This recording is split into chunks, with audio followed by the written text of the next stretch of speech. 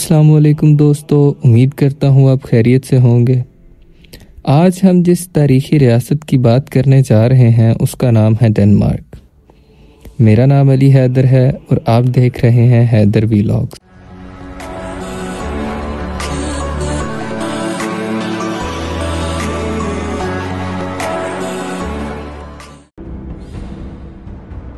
ناظرین، ڈنمارک ایک قدیم اور تاریخی ملک ہے جس کی تاریخ ہزاروں سال پرانی ہے۔ اس کی ابتدا قدیم دور سے ہوتی ہے جب برفانی دور کے خاتمے کے بعد یہاں انسانی آبادیاں قائم ہوئیں۔ تقریباً 12,000 قبل مسیح میں جنوبی اسکینڈینیویا، جس میں موجودہ ڈنمارک شامل ہے، میں ابتدائی شکاری اور ماہی گیر قبائل آباد ہونا شروع ہوئے۔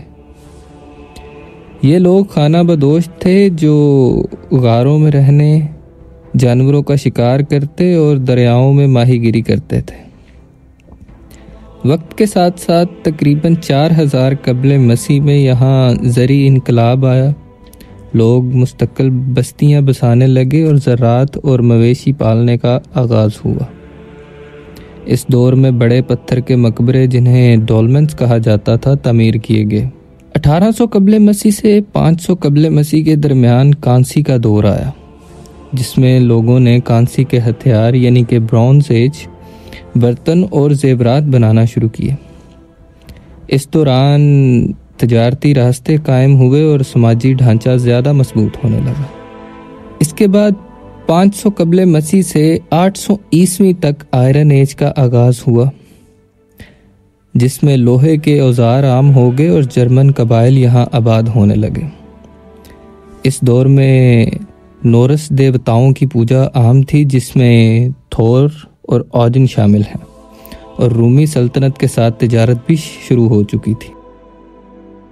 800 عیسوی سے 1050 عیسوی تک کا دور وائکنگ عہد کہلاتا ہے، جو ڈنمارک کی تاریخ کا سب سے مشہور اور اہم دور ہے۔ وائکنگز بہترین جہاز ساز اور ملاح تھے جو اپنی تیز رفتار لانگ شپ کشتیوں کی مدد سے یورپ، روس اور مشرق وسطیٰ تک تجارت اور حملے کرتے تھے۔ ناظرین، وائکنگز نے 793 میں انگلینڈ کے لنڈنسفارن میں پہلا بڑا حملہ کیا، جس کے بعد وہ فرانس، آئرلینڈ، روس اور دیگر علاقوں پر چھاپے مارنے لگے۔ وائکنگز صرف جنگجو ہی نہیں بلکہ بہترین تاجر بھی تھے،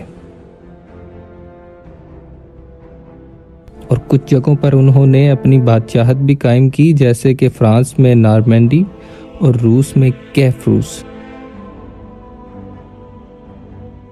958 عیسوی میں بادشاہ ہیرل بلوٹوتھ نے ڈنمارک کو متحد کیا اور عیسائیت کو اپنایا، جس کے بعد وائکنگ ثقافت میں بڑی تبدیلیاں آئیں اور آہستہ آہستہ ان کا زوال شروع ہو گیا۔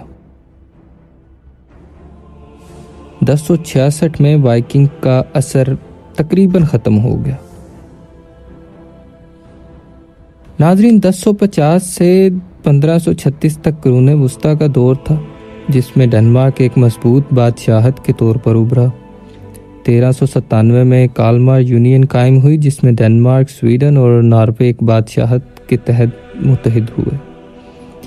اس یونین کو ملکہ مارگریٹ اول نے قائم کیا، جس کا مقصد اسکینڈینیویا کو ایک بڑی طاقت بنانا تھا۔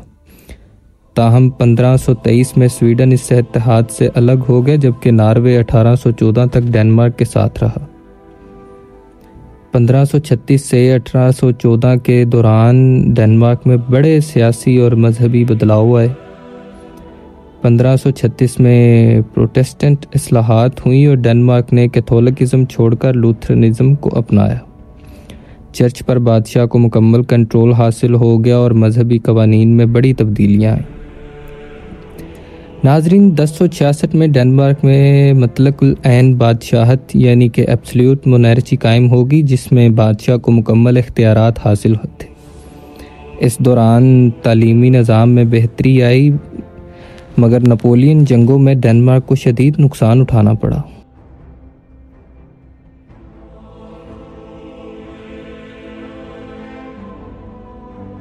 ناظرین، 20ویں صدی میں ڈنمارک نے 2 عالمی جنگوں کا سامنا کیا۔ پہلی جنگ عظیم میں ڈنمارک نے غیر جانبداری اختیار کی، مگر دوسری جنگ عظیم میں 1940 میں جرمنی نے ڈنمارک پر قبضہ کر لیا۔ جرمنی کی شکست کے بعد 1945 میں ڈنمارک کو آزادی ملی اور 1949 میں ڈنمارک نیٹو کا حصہ بن گیا اور 1953 میں یورپی یونین میں شامل ہوا۔ آج ڈنمارک ایک خوشحال، ترقی یافتہ اور جمہوری ملک ہے جو فلاحی ریاست کے ماڈل پر کام کر رہا ہے، جہاں عوام کو صحت، تعلیم اور روزگار کی بہترین سہولیات فراہم کی جاتی۔ ناظرین، ڈنمارک کے کچھ اہم شہروں میں کوپن ہیگن جو کہ دارالحکومت ہے اور تاریخی، سیاسی اور ثقافتی مرکز بھی ہے، ایلبورگ جو وائکنگ تاریخ کے لیے مشہور ہے اور یہاں پہ ڈنمارک کی مشہور یونیورسٹی ایلبورگ یونیورسٹی بھی موجود ہے، آرہوس، اودینسے جو مشہور مصنف ہانس کرسچن اینڈرسن کا آبائی شہر ہے، ایسبیا جو ڈنمارک کی بڑی بندرگاہ ہے اور ماہی گیری اور توانائی کے شعبے میں اہم کردار ادا کرتا ہے، روسکلے جو وائکنگ شپ میوزیم اور قدیم تاریخی مقامات کے لیے جانا جاتا ہے۔ ناظرین، امید کرتا ہوں کہ آپ کو میری آج کی ویڈیو ضرور پسند آئی ہوگی۔ چینل کو سبسکرائب، ویڈیو کو لائک اور کمنٹس میں اپنا فیڈ بیک لازمی دیجیے گا۔ اللہ حافظ۔